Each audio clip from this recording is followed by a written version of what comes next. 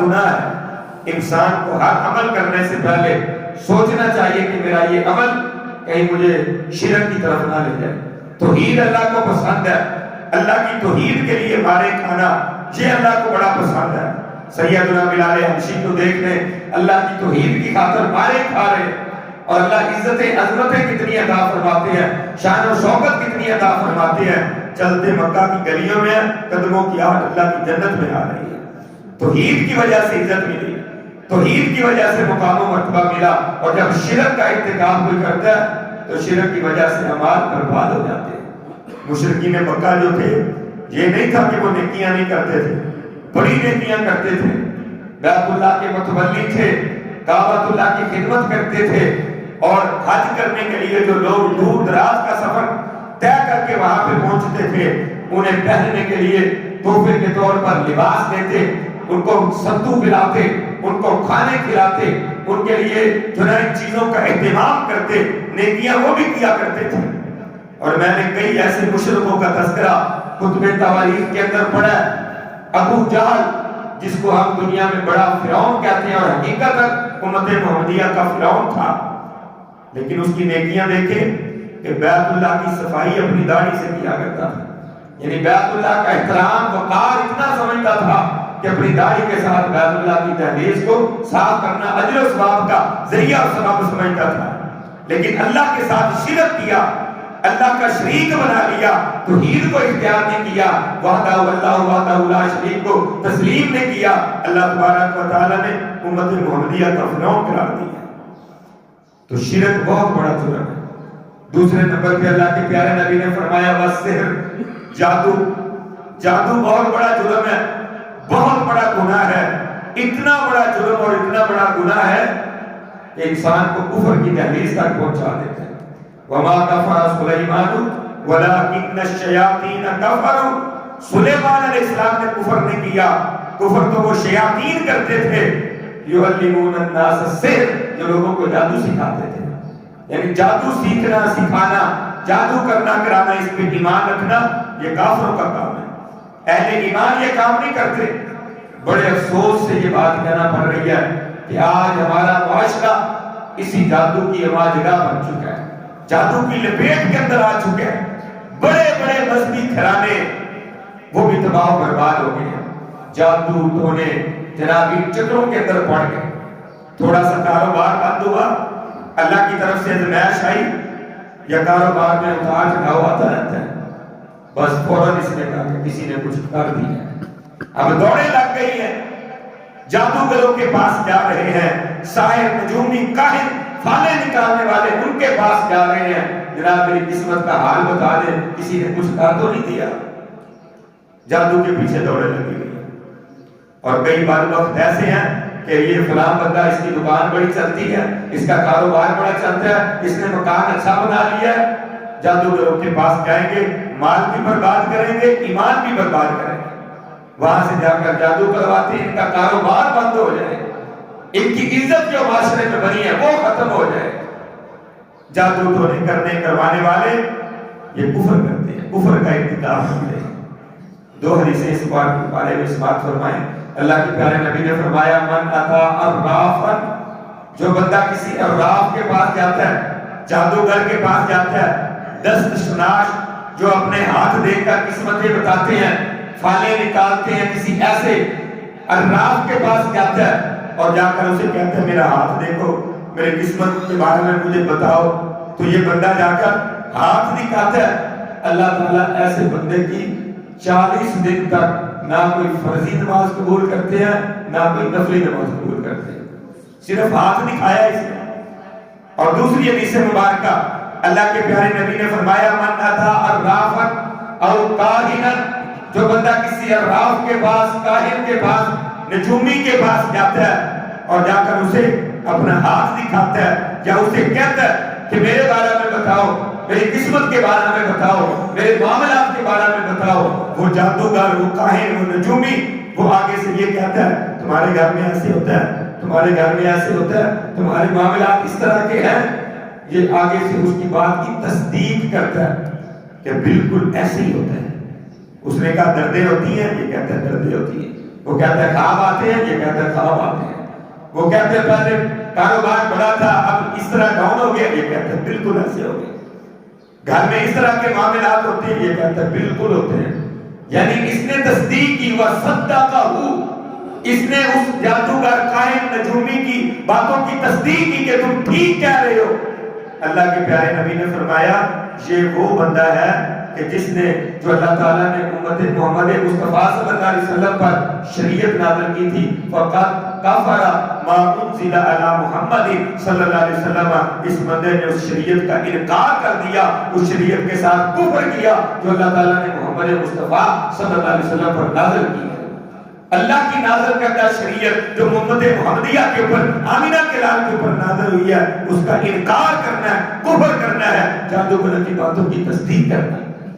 آج ہمارا بیڑا غرق کر دیا ہے ان ٹی وی چینلوں نے، چینل کے اوپر، ہر چینل کے اوپر صبح کی نشریات چل رہی ہیں اور وہاں پہ جناب ایک جادوگر کو لا کے بٹھا دیا جاتا ہے اور وہ سارے دن کے حالات بیان کر رہے ہیں۔ آج کا دن ایسا رہے گا، آج کا دن ایسا رہے گا، قسمت کے حال بتا رہا ہے۔ بیڑا غرق کر دیا، ایمان برباد ہو گیا۔ اللہ کے پیارے نبی نے ایک دفعہ ایسے جیسے ہم فجر کی نماز پڑھی اور اس کے بعد درس ہو رہا ہے، آپ سن رہے ہیں، میں سنا رہا ہوں، اللہ کے پیارے نبی صلی اللہ علیہ وسلم نے فجر کی نماز کے بعد لوگوں کو درس دیا، خطبہ دیا، واعظ فرمایا۔ اور واعظ کیا تھا کہ رات کو بارش ہوئی۔ آپ صلی اللہ علیہ وسلم نے فرمایا جو رات کو بارش ہوئی ہے نا، اس بارش کی وجہ سے کئی بندے ایسے ہیں جو اللہ پر ایمان لانے والے بن گئے ہیں اور کئی بندے ایسے ہیں جنہوں نے اللہ کے ساتھ کفر کیا بارش کی وجہ سے۔ صحابہ کہ اللہ کے نبی یہ کیسے؟ اس کا ہمیں وضاحت کر دیں، بتا دیں کیسے بارش کی وجہ سے کئی کافر ہو گئے، کئی مومن بن گئے۔ آقا علیہ السلام نے فرمایا جس نے یہ کہا یہ بارش اللہ کے حکم سے نازل ہوئی ہے، اس نے اللہ پر ایمان لانے کا اعلان کیا، وہ مومن بن گیا۔ اور جس نے یہ کہا کہ یہ بارش فلاں ستارے کے ساتھ ملنے کی وجہ سے بارش ہوئی ہے، اس بندے نے اللہ کے ساتھ کفر کیا، وہ ستاروں کے اوپر ایمان لے آیا۔ اب ستارے بتاتے ہیں تمہارا ستارہ فلاں ہے، وہ بتاتا ہے کہ تمہارے لیے فلاں نمبر ٹھیک ہے، فلاں ستارہ یہ بتاتا ہے تمہارے لیے یہ کام ٹھیک ہے، تمہارے لیے یہ کام ٹھیک نہیں۔ یہ ستاروں کا حال یہ کفر ہے، بندہ اس کے اوپر ایمان لائے اور اس کے معاملے میں جو ہے نا آ کر اپنا عقیدہ اور نظریہ بنا لے۔ دکھ سے یہ کہنا پڑتا ہے، میں سمجھتا ہوں کہ ہماری کمی ہے، ہم نے تبلیغ نہیں کی، ہم نے لوگوں کو نہیں سمجھایا۔ ہمارے پاس لوگ آتے ہیں اور آ کر کہتے ہیں میرا ستارہ فلاں ہے، مریخ ہے، فلاں ہے، زہرت ہے، مریخ ہے، فلاں ہے، فلاں اللہ حضرت قیاس، میرا فلاں سیارہ ہے، اللہ نے مجھے بیٹا دیا ہے، بیٹی دی ہے، فلاں دن تھا، یعنی ہفتے کو، یہ اتوار کو، سوموار کو پیدا ہوئی ہے۔ تو آپ ہمیں ذرا وہ جو نفال نکال کر ان سے ملا کر ہمیں ذرا استخارہ کر کے بتا دیں کہ ہم کون سا نام رکھیں۔ یہ دنوں کے اعتبار سے نام رکھنے، دنوں کے اعتبار سے ناموں کی ترتیب رکھ لانی کہ فلاں نام کے ساتھ، فلاں حرف کے ساتھ نام شروع ہو، وہ آپ اپنے بچے اور بچی کا نام رکھیں، یہ اللہ کے ساتھ شرک ہے، کفر ہے کہ بندہ ستاروں پر ایمان لاتا ہے، اللہ کی توحید کا انکار کرتا ہے۔ بس سحر، جادو ایسا گناہ ہے کہ جس کی وجہ سے انسان ہلاک ہو جاتا ہے، تباہ ہو جاتا ہے، برباد ہو جاتا ہے۔ دوسرا گناہ اللہ کے پیارے حبیب جناب محمد رسول اللہ صلی اللہ علیہ وسلم نے یہ بیان کیا کہ جادو جو ہے یہ انسان کو ہلاک کر دیتا ہے۔ تیسرے نمبر پہ آپ نے فرمایا وَقَتْلُ النَّفْسِ الَّتِي، وہ انسان جو کسی کو قتل کر دیتا ہے، قتل نفس الَّتِي، اس انسان کا قتل کرنا، کسی کو قتل کرنا جو اللہ تعالیٰ نے حرام ٹھہرایا ہے کہ یہ جائز نہیں کہ کسی کو، کوئی مسلمان کسی دوسرے کو قتل کرے الا بالحق، مگر حق کے ساتھ۔ یعنی اگر وہ شادی شدہ اور اس نے زنا کا ارتکاب کیا تو ایسے شادی شدہ رانی کو پھانسی دی جائے گی، سزا دی جائے گی، اس کو پتھر مار مار کے رجم کیا جائے گا، یہ سزا ہے اس کی۔ کوئی قتل کرتا ہے تو قتل کے بدلے میں قتل اسے کیا جائے گا۔ دین اسلام چھوڑ جاتا ہے، ارتداد کرتا ہے، مرتد ہو جاتا ہے، اس کی سزا قتل اسلام نے مقرر کیا، یہ حق ہے، اس کے علاوہ کسی مسلمان کو قتل کرنا جائز نہیں ہے۔ آج باہر نکلتے ہیں، پتہ نہیں شام کو واپس لوٹنا ہے کہ نہیں لوٹنا، دہشت گرد پھر رہے ہیں، جانوں کے دشمن پھر رہے ہیں، دنیا کے تھوڑے سے مال کے لیے ظالم ایک انسان کی قدر قیمت کا اسے پتہ نہیں ہے. دنیا کا مال چھیننے کے لیے چور ڈاکو یہ انسان کی جان کو قتل کر دیتے ہیں, مسلمان کو قتل کر دیتے ہیں. انہیں پتہ نہیں ایک مومن مسلمان کی عزت اور وقار کیا ہے. ایک طرف ساری کائنات کے مشرک کافر ہو, ایک طرف اکیلا مومن ہو. اللہ کو ایک مومن اکیلے کی عزت اور احترام زیادہ محبوب ہے. آج مسلمانوں کو قتل کیا جا رہا ہے. دنیا کے مال کے لیے ڈاکو پھرتے ہیں, خیر مارتے ہیں, وہ گئے دنیا کا مال حاصل کرنے کے لیے دہشت گرد دھماکے کرتے ہیں اور انہیں پتہ نہیں ہے کہ اس عالم دین کی شان کیا ہے, اس آدمی کا مقام و مرتبہ کیا ہے, اس فوج کے افسر کی شان اور مقام کیا ہے, یہ میرے لیے میرے وطن کے لیے کتنا اہم اور ضروری ہے. بس گولیاں چلتی ہیں, بم چلتے ہیں اور اڑا دیا جاتا ہے. پتہ نہیں ایک انسان کو جو بلا وجہ اس کا جرم نہیں تھا, قصور نہیں تھا, بغیر جرم اور قصور کے کسی کو قتل کر دیتا ہے, ہمیشہ ہمیشہ کے لیے جہنمی ہے. جو انسان قاتل ہے, کسی کو جان بوجھ کے قتل کر دینے والا انسان ہمیشہ ہمیشہ کے لیے جہنمی ہے, اس کو وہاں سے نکالنا نہیں جائے گا. تو اللہ تبارک و تعالیٰ کے یہاں یہ بڑا جرم ہے کسی مسلمان کو بغیر جرم کے بغیر قصور کے قتل کر دینا. تفصیل میں نہیں جاتا. پھر اس کے بعد رسول اللہ صلی اللہ علیہ وسلم نے بیان فرمایا کہ اکل الربا, سود کھانا, چوتھا گناہ سود کھانا. جو بندہ سود کھاتا ہے یہ انسان بہت بڑا مجرم ہے. ایسا جرم کے ایسے جرم کا ارتکاب کرنا ہے جو انسان کو ہلاک کر دیتا ہے, برباد کر دیتا ہے. سود کھانا حدیث مبارکہ میں آتا ہے جو سود کے کافی درجے ہیں, یعنی زیادہ سود لے رہا ہے, کوئی تھوڑا لے رہا ہے. جو سب سے کم درجے کا سود لیتا ہے, سب سے کم درجے کا سود, یعنی 1 روپیہ اس نے سود میں لے دیا, یہ سودی کاروبار کیا, 1 روپیہ اس نے سود میں دیا. 2 حدیث مبارکہ اس میں سماعت فرمائیں. اللہ کے پیارے نبی نے فرمایا جو بندہ سب سے کم درجے کا سود لیتا ہے ایسے ہی ہے جیسے وہ 36 مرتبہ زنا کرتا ہے. 36 مرتبہ زنا کرنے کا جتنا گناہ اس کو ملتا ہے, سب سے کم درجے کا سود لینے کی وجہ سے اتنا گناہ ملتا ہے. اور ایک اور حدیث مبارکہ اللہ کے پیارے نبی صلی اللہ علیہ وسلم نے فرمایا جو سب سے کم درجے کا سود لیتا ہے, اس کا ارتکاب کرتا ہے, اتنا اسے گناہ ملتا ہے جیسے کوئی آدمی اپنی ماں کے ساتھ نکاح کر لے. اپنی ماں کے ساتھ کون مومن کوئی غیرت مند نکاح کر سکتا ہے؟ تو اتنا جرم اور گناہ ہے سود کے سب سے کم ترین درجے کا. اور جو اوپر کا درجہ ہو, بڑا سود ہو, اس کا گناہ کتنا ہوگا؟ کل قیامت کے دن اس حال میں آئے گا کہ ایسے ہوگا جیسے اسے جنات نے چھو کر پاگل بنا دیا. یتخبطہ الشیطان من المس, شیطانوں نے جنات نے اسے چھو کر پاگل کیا ہوا ہے. اس طرح مولا ہوا پاگل بنا ہوا اللہ کے دربار میں آئے گا. قیامت کے دن اتنا جرم, اس قدر اسے سزا ملے گی. تو چوتھا جرم اور گناہ جو بہت ہلاک کر دینے والا ہے, برباد کر دینے والا ہے, وہ سودی مال کھانا, سود لینا اور دینا. 5ویں نمبر پہ اللہ کے پیارے حبیب نے فرمایا اکل مال الیتیم, یتیم کا مال کھانا. کوئی یتیم ہے بیچارہ, اس کا مال ہڑپ کر جانا. کتنے ایسے آپ کو اپنے علاقے کے اندر وزیر آباد میں لوگ نظر آ جائیں گے کہ کسی کا فوت باپ ہوا ہے, بچے چھوٹے ہیں, جناب قبضہ گروپوں کی نظریں ہیں, ان کا فلان جگہ پلاٹ ہے قبضہ کر لے, فلان جگہ مکان ہے قبضہ کر لے, اور جناب ان کے مال کو ہتھیا لیتے ہیں.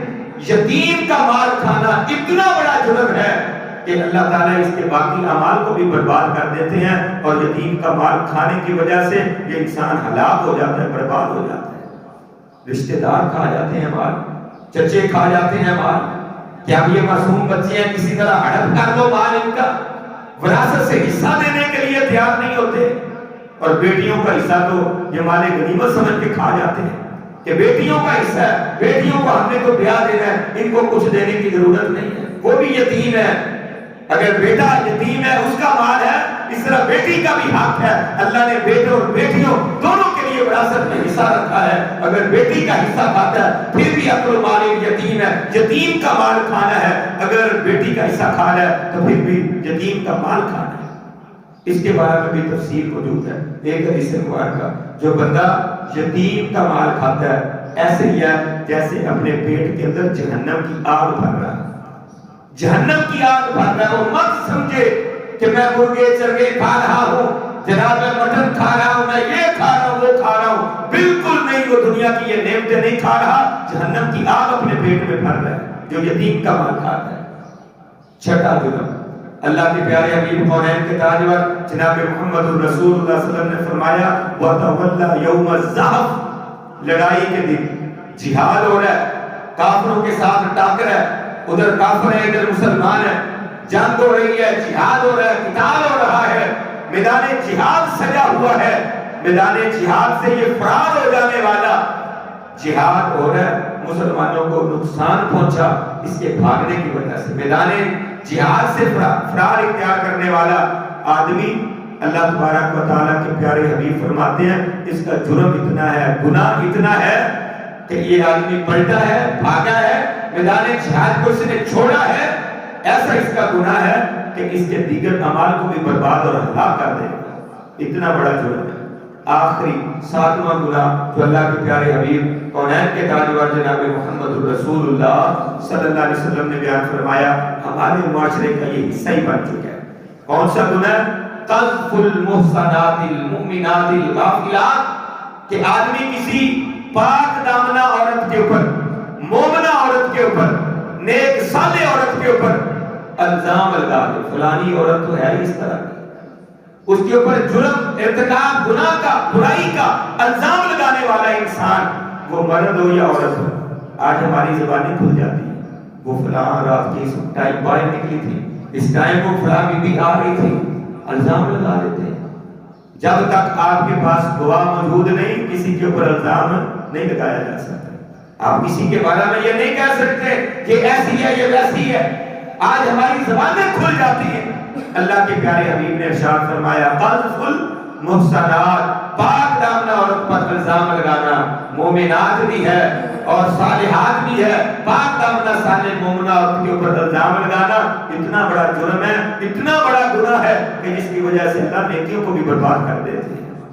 بہت بڑا جرم ہے، بہت بڑا گناہ ہے۔ اس لیے ان تمام ایسا بندہ جو کسی مومنہ عورت کے اوپر الزام لگاتا ہے نا بدکاری کا، اور اس نے وہ جرم کیا نہیں ہوتا، تو یہ تہمت لگانے والا بندہ اتنا مجرم ہے، اتنا مجرم ہے کہ اس نے تہمت لگائی ہے اور اس پر 4 گواہ پیش نہیں کیے، 4 گواہ اس پر پیش نہیں کیے، تو یہ بندہ اس سزا کا مستحق ہے کہ اسے 80 کوڑے مارے جائیں۔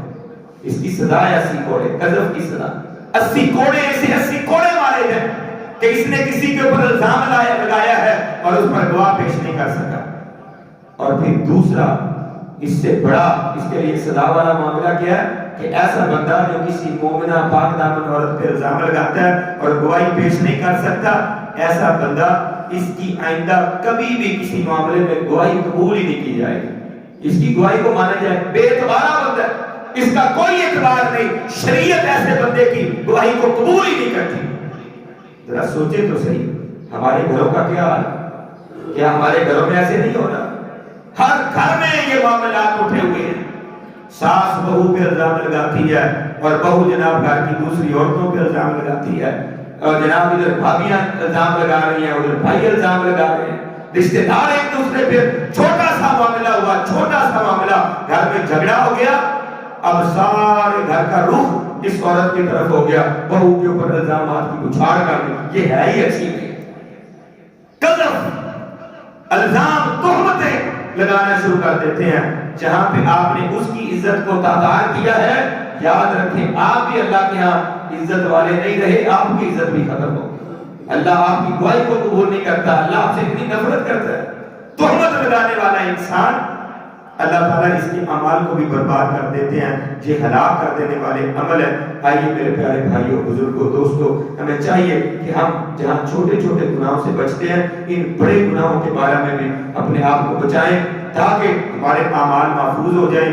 اگر ہم ان گناہوں میں سے کسی ایک گناہ یا سارے گناہ یا کسی گناہ کا ارتکاب کرتے ہیں تو اس سے نیکیاں بھی برباد ہو جاتی ہیں، عمل بھی برباد ہو جاتے ہیں۔ اللہ تعالیٰ ہمیں اپنے اعمال کی حفاظت کرنے کی توفیق عطا فرمائے، اعمال صالح میں سبقت لے جانے کی توفیق عطا فرمائے۔ رمضان المبارک کی پور بہاروں میں، ساعتوں میں اللہ تعالیٰ نیکیوں کی طرف ہمیں بڑھنے چڑھنے کی اور بڑھ چڑھ کر حصہ لینے کی توفیق عطا فرمائے۔ الحمدللہ رب العالمین۔ اللهم صل على محمد وعلى آل محمد كما صليت على إبراهيم وعلى آل إبراهيم إنك حميد مجيد۔ اللهم بارك على محمد وعلى آل محمد كما باركت على إبراهيم وعلى آل إبراهيم إنك حميد مجيد.